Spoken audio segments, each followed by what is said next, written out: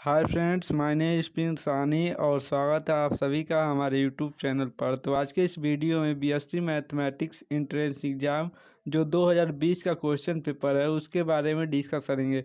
जैसा कि आप यहां पर देख सकते हैं, जो क्वेश्चन पेपर है वह दीनदयाल उपाध्याय गोरखपुर विश्वविद्यालय का है।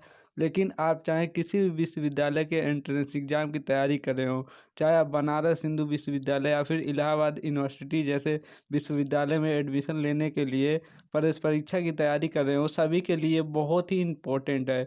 इस वीडियो में जितने भी क्वेश्चन बताऊंगा सभी आपके एंट्रेंस एग्जाम में पूछे जा सकते हैं। इसके अलावा इस वीडियो को पूरा देखने के बाद आपको यह पता चलेगा कि बीएससी एंट्रेंस एग्जाम में किस टाइप के क्वेश्चन पूछे जाते हैं और कौन कौन से टॉपिक से क्वेश्चन पूछे जाते हैं। ऐसे जितने भी सवाल है बीएससी एंट्रेंस एग्जाम संबंधित, सभी सवालों का जवाब आपको इस वीडियो को देखने के बाद मिल जाएगा। और यह जो क्वेश्चन पेपर है वह गोरखपुर विश्वविद्यालय का है, जिसमें कुल मिलाकर 100 क्वेश्चन पूछे गए थे और मैक्सिमम मार्क्स आप देख सकते हैं 200 अंकों का मैक्सिमम मार्क्स है। एक क्वेश्चन सही करने पर आपको 2 नंबर मिलेंगे। इसके अलावा किसी भी तरह का माइनस मार्किंग नहीं था और 2 घंटे का समय आपको दिया गया था और क्वेश्चन पेपर आप देख सकते हैं। तो कुल मिलाकर 100 क्वेश्चन पूछे गए थे। इस वीडियो में हम मुख्य रूप से 1 से लेकर 50 तक के जितने भी इम्पोर्टेंट क्वेश्चन हैं उन सभी क्वेश्चन के बारे में बताएंगे। इसके अलावा इस क्वेश्चन पेपर का सेकेंड पार्ट भी आएगा, जिसमें 51 से लेकर 100 तक के जितने भी क्वेश्चन हैं उनके बारे में बताएंगे। तो अगर आप उस वीडियो को देखना चाहते हैं तो आप चाहें तो हमारे प्लेलिस्ट में जाकर चेक कर सकते हैं, वहाँ पर मिल जाएगा, या फिर डिस्क्रिप्शन बॉक्स में लिंक दिया गया है, आप वहाँ से भी जाकर डायरेक्टली देख सकते हैं। तो इस वीडियो को पूरा देखने के बाद जो सेकेंड पार्ट है, जिसमें मैंने 51 से लेकर 100 तक के क्वेश्चन बताए हैं, उस वाले वीडियो को भी देख लीजिएगा, ताकि आपको पता चलेगा कि बीएससी एंट्रेंस एग्जाम में किस टाइप के क्वेश्चन पूछे जाते हैं और क्वेश्चन पैटर्न क्या है। ठीक है। इसके अलावा अगर आप बनारस हिंदू विश्वविद्यालय या फिर दीनदयाल उपाध्याय गोरखपुर विश्वविद्यालय की प्रवेश परीक्षा की तैयारी कर रहे हो तो आप हमारे चैनल को सब्सक्राइब कर लीजिएगा। ठीक है। और सबसे महत्वपूर्ण बात, जितने भी स्टडी मटेरियल मैं प्रोवाइड कराऊंगा, चाहे ऑनलाइन क्लासेस में प्रोवाइड कराऊँ या फिर मॉडल पेपर, क्वेश्चन पेपर, तो सभी के लिए आप हमसे सोशल मीडिया के माध्यम से जुड़ सकते हैं, वहां पर मैं प्रोवाइड करा दूंगा। ठीक है।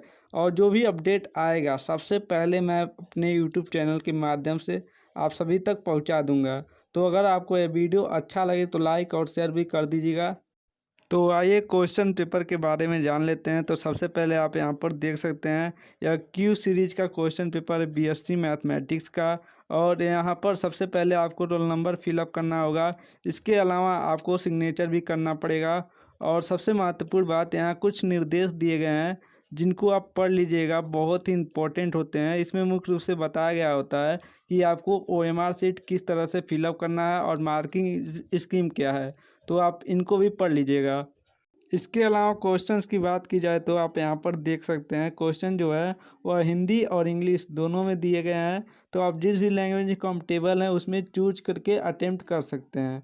तो सबसे पहला क्वेश्चन देख लीजिए, which one of the following does not give Cannizzaro reaction, यानी कहने का मतलब है निम्नलिखित में से कौन कैनिजारो अभिक्रिया नहीं देता है। तो यहाँ पर जो चौथा ऑप्शन है एसिटोडिल्हाइड, वह सही होगा। ठीक है। एसिटोडिल्हाइड जो है वो कैनिजारो रिएक्शन नहीं देता है, तो यहाँ पर जो चौथा ऑप्शन है वह सही होगा। यहाँ पर दूसरा नंबर क्वेश्चन देख लीजिए, total number of isomers of compound will be. तो यहाँ पर कुछ यौगिक दिया गया है, उसमें समविकों की संख्या पूछा जा रहा है।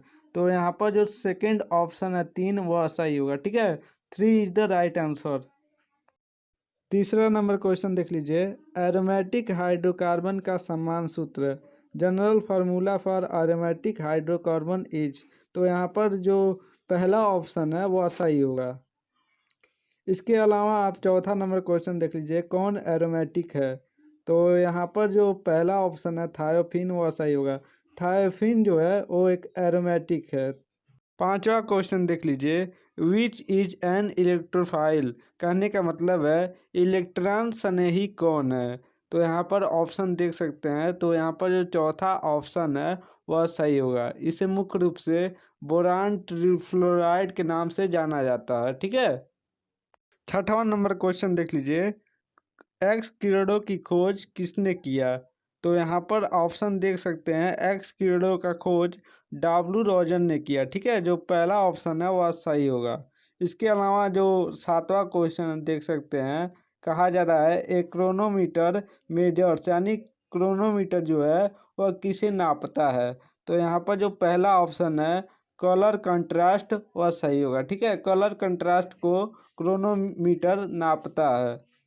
8वां क्वेश्चन देख लीजिए, पीलिया मानव शरीर के किस अंग को प्रभावित करता है।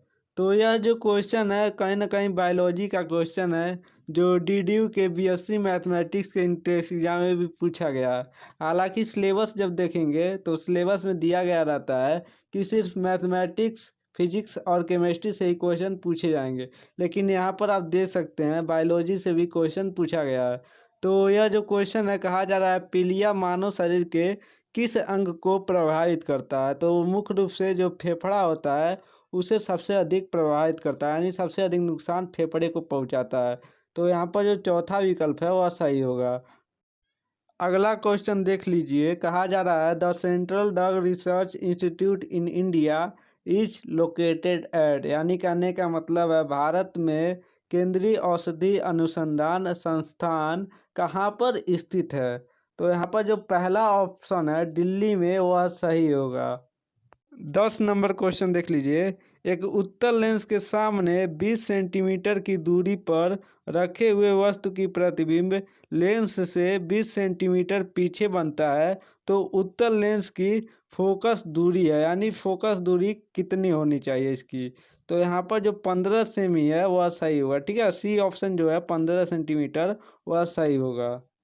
तो इस तरह के जितने भी सवाल पूछे जाते हैं जो मुख्य रूप से किसी न किसी फार्मूला के आधार पर लगाए जाते हैं, चाहे वो मैथमेटिक्स के हो या फिर केमिस्ट्री के हों, उन सभी क्वेश्चंस को आप खुद से सॉल्व करने का कोशिश कीजिएगा, क्योंकि मैं इस वीडियो में मुख्य रूप से जितने भी क्वेश्चन पूछे गए हैं सभी का आंसर बताऊंगा, मैं सॉल्व नहीं कराऊंगा। ठीक है, तो आप जितना हो सके उतना प्रैक्टिस कीजिए और हो सके तो क्वेश्चंस को सॉल्व कीजिएगा। ठीक है, तो अगला क्वेश्चन देख लीजिए, लेंस के लिए सही समीकरण है।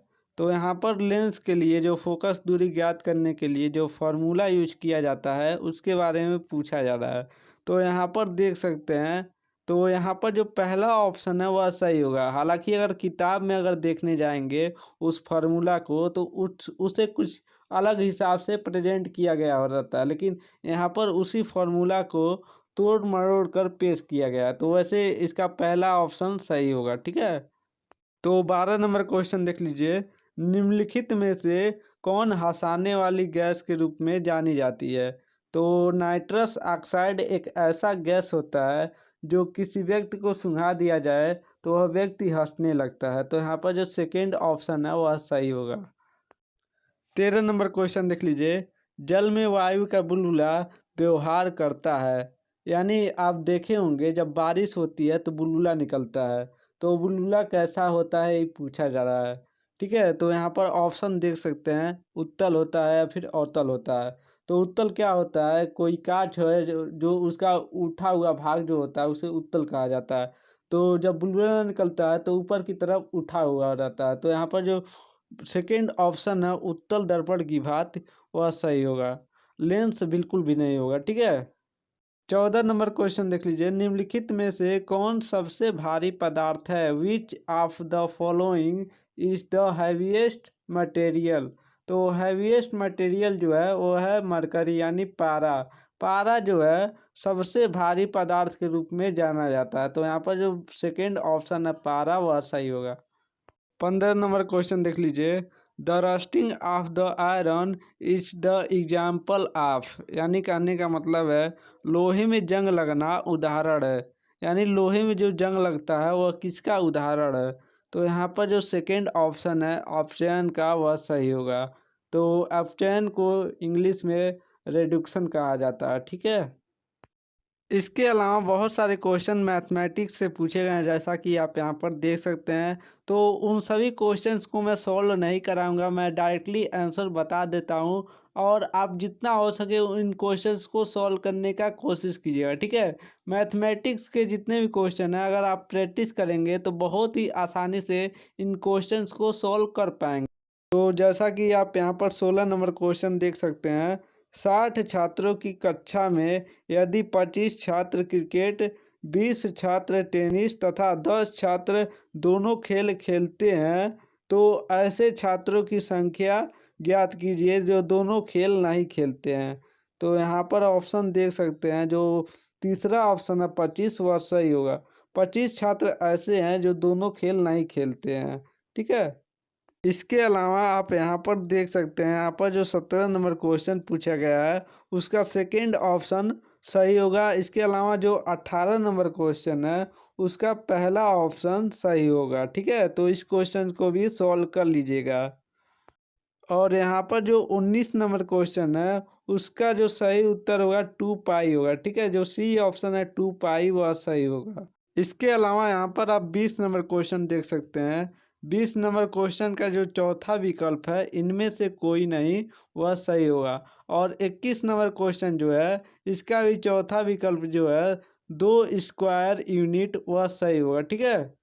और यहाँ पर जो 22 नंबर क्वेश्चन है उसका सही उत्तर होगा 2। ठीक है, जो तीसरा ऑप्शन है सी वह सही होगा।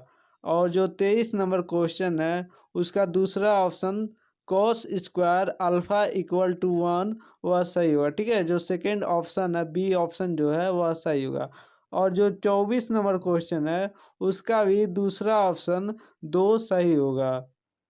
इसके अलावा आप 25 नंबर क्वेश्चन देख सकते हैं। कहा जा रहा है यदि 3x² plus x y minus y square minus 3x plus 6y plus k equal to 0, तो कहा जा रहा है रेखा युग्म को निरूपित करता है तो के का मान होगा। तो यहाँ पर आपको के का वैल्यू बताना है, तो के का वैल्यू 0 होगा। ठीक है, तो यहाँ पर जो पहला ऑप्शन है 0 वह सही होगा। इसके अलावा यहाँ पर जो 26 नंबर क्वेश्चन है उसका सही उत्तर होगा तीसरा 6। ठीक है। इसके अलावा जो 27 नंबर क्वेश्चन है उसका सही उत्तर होगा 5.17, यानी जो पहला ऑप्शन है वह सही होगा। और जो 28 नंबर क्वेश्चन है उसका जो तीसरा ऑप्शन है n² - 1 वह सही होगा। तो मैथ से जितने भी क्वेश्चन पूछे गए हैं उन सभी क्वेश्चंस का आप स्क्रीनशॉट ले लीजिएगा और सभी क्वेश्चंस को आप सॉल्व करने का प्रयास कीजिएगा। ठीक है। फिलहाल इस वीडियो को पूरा देखते रहिए। जितने भी क्वेश्चन मैं बताऊंगा सभी बहुत ही इम्पोर्टेंट है आपके एंट्रेंस एग्जाम के लिए। तो आप यहाँ पर 29 नंबर क्वेश्चन देख लीजिए। 29 नंबर क्वेश्चन का जो सही उत्तर होगा वो होगा 5/6, यानी जो पहला ऑप्शन है वह सही होगा। और 30 नंबर जो क्वेश्चन है उसका भी पहला ऑप्शन 35/36 सही होगा। और 31 नंबर जो क्वेश्चन है उसका तीसरा ऑप्शन जो है वह सही होगा। इसी प्रकार आप 32 नंबर क्वेश्चन देख सकते हैं। 32 नंबर क्वेश्चन का जो सही उत्तर है पहला जो ऑप्शन है वह सही होगा। और 33 नंबर जो क्वेश्चन है इसका तीसरा ऑप्शन सही होगा। और जो 34 नंबर क्वेश्चन है उसका जो सेकंड ऑप्शन है वन सॉल्यूशन वह सही होगा। इसके अलावा यहाँ पर जो 35 नंबर क्वेश्चन है उसका सही उत्तर 4 होगा। और जो 36 नंबर क्वेश्चन है इसका जो पहला ऑप्शन है 40/15 सही होगा।